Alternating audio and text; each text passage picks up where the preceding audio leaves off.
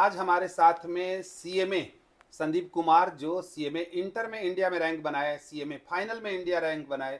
एक ऐसा बच्चा जो बड़ा ही सकुचाता था, शर्माता था और दोनों ही जगह इंडिया रैंक बना करके आज मल्टीनेशनल कंपनी में गवर्नमेंट ऑफिसर के रूप में दिल्ली में जॉब कर रहा है। आज मैं सीएमए संदीप कुमार से चाय विथ राय में चर्चा करूंगा। संदीप जी, आप अपनी जर्नी के बारे में थोड़ा बताएं कि यूथ को कि कैसे हमको प्रिपरेशन करना चाहिए। First of all thank you sir, मुझे यहाँ अपॉर्चुनिटी देने के लिए, बाकी सबसे इंटरेक्शन के लिए।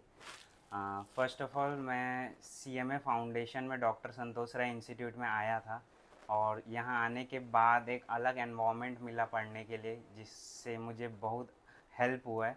फ़र्स्ट ऑफ़ ऑल जब मैं आया था तो जैसे जैसे हमारी क्लासेस होती थी, जो जैसे ही क्लासेस हमारा ख़त्म होता था, सपोज़ डेली हमारा 2 से 3 घंटे की क्लासेस चलती थी, वो क्लास होने के बाद जो भी हमें पढ़ाया गया उस दिन, उसे मैं उसी दिन जाके रिवाइज़ करता था। और जो भी हमारे कंटिन्यूसली टेस्ट होते थे हमारे वीक में, हर वीकली 2 से 3 टेस्ट हुआ करते थे, वो टेस्ट सारे एकदम सीरियसली देता था। जो भी पोर्शंस हमारे आ रहे टेस्ट में, उसे मैं अच्छे से वो पूरा पोर्शन कवर करके अच्छे से टेस्ट देता था। और वो टेस्ट होने के बाद जब हमें कॉपी मिलता था, उस कॉपी को मैं एनालाइज़ करता था कि लास्ट टाइम मेरे से क्या गलती हुई थी, नेक्स्ट टाइम मुझे क्या गलती नहीं करना है। सपोज़ इस वीक मैंने कोई लॉ का टेस्ट दिया, नेक्स्ट वीक अगेन मेरा कोई लॉ का टेस्ट है, तो वो नेक्स्ट जो लॉ का टेस्ट मैं देने वाला हूँ, वो नेक्स्ट लॉ का टेस्ट देने से पहले मैं अपना लास्ट टेस्ट की कॉपी उठा के देखता था कि मैंने क्या क्या गलती किया, कैसे कुछ प्रेजेंटेशन पिछले बार मेरा अच्छा नहीं रहा था, उस वजह से मेरा मार्क्स कट है, कि क्या गलती हुई। वो गलती को मैं एनालाइज करता था,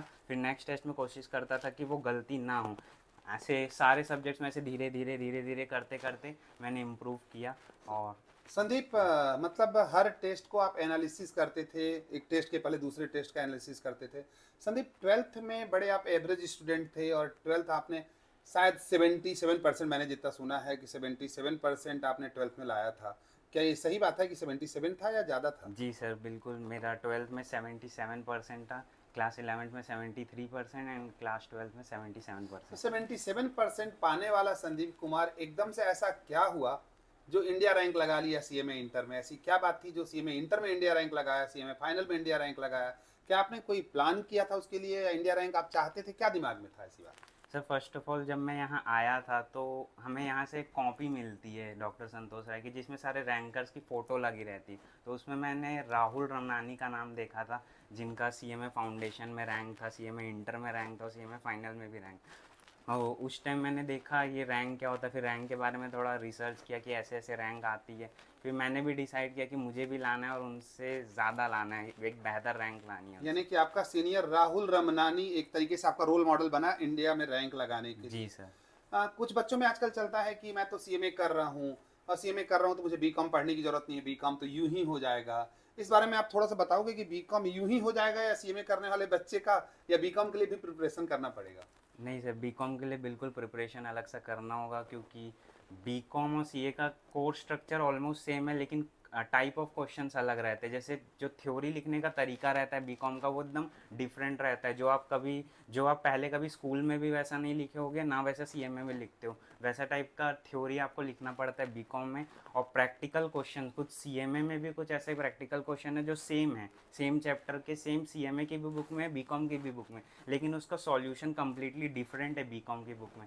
तो बीकॉम के एग्ज़ाम में अगर मैं सीएमए का आंसर लिख के आऊँगा तो मुझे मार्क्स नहीं मिलेगा उसमें। तो इसीलिए बीकॉम में बीकॉम के आंसर्स लिखने, सीएमए में सीएमए के। तो इसीलिए बीकॉम की प्रिपरेशन अलग सा करना ज़रूरी है मेरे हिसाब से। हाँ संदीप, आप तो सीएमए किए हो। अगर मान लो कोई बच्चा सीए या सीएमए या ऐसा प्रोफेशनल कोई कोर्स चुनता है तो 11th से उसको ज्वाइन करना चाहिए या 11 12 नया सब्जेक्ट है, 11 12 के बाद में 12th के बाद ज्वाइन करना चाहिए? आपका क्या एडवाइस होगा, 11 से कंटिन्यू करना चाहिए कोर्स को या 12th के बाद?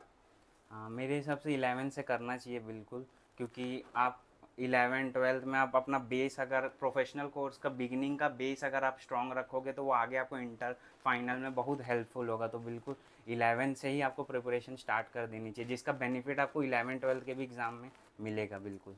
संदीप, आपने इंडिया रैंक लगाया, आपका कहना है कि 11 से ज्वाइन करना चाहिए और साथ में आपका कहना है कि बीकॉम की भी क्लासेस करनी चाहिए, बीकॉम अच्छे से पढ़ना चाहिए।